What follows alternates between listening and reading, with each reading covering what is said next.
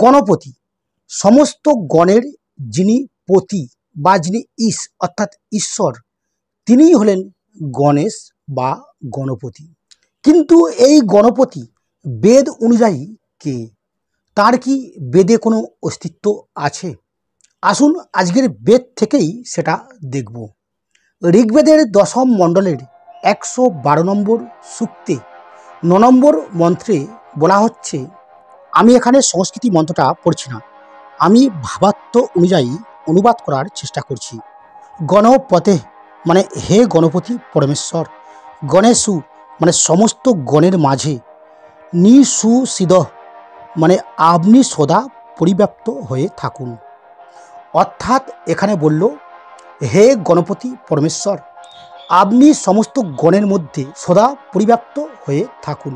অর্থাৎ এখানে গণেশজিকে স্বয়ং ঈশ্বর বলছেন, তিনি এই অনন্ত ব্রহ্মাণ্ডে সমস্ত গণের মধ্যেই পরিব্যাপ্ত হয়ে থাকেন, সেটাই এখানে বলল। আসুন তারপর দেখি।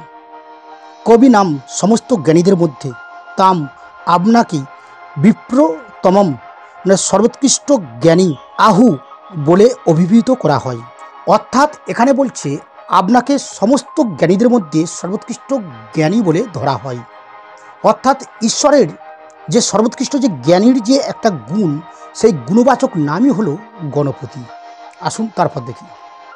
আরে মানে দূরে কিংবা সমীপে, কিঞ্চন কোনো কার্যই, তৎরিতে মানে আপনি ব্যতীত বা আপনার কৃপা ব্যতীত, ন ক্রিয়তে মানে করা যায় না। অর্থাৎ এখানে বলল দূরে কিংবা সমীপে, আপনি ব্যতীত বা আপনার কৃপা ব্যতীত কোনো কার্যই করা যায় না। অর্থাৎ তিনি ব্যতীত সমস্ত জগৎই অচল, সেই কথাই এখানে বলল। ভগবান মানে হে অনন্ত ঐশ্বর্যময়, সেই আপনার নিমিত্ত মহান মানে মহান, চিত্তম মানে প্রশংসনীয়, অকর্মম মানে অর্চনীয় স্তুতি, অর্চ মানে নিবেদন করি। অর্থাৎ এখানে বলা হচ্ছে, হে অনন্ত ঐশ্বর্যময়, আপনার নিমিত্তে মহান প্রশংসনীয় অর্চনীয় স্তুতি নিবেদন করি।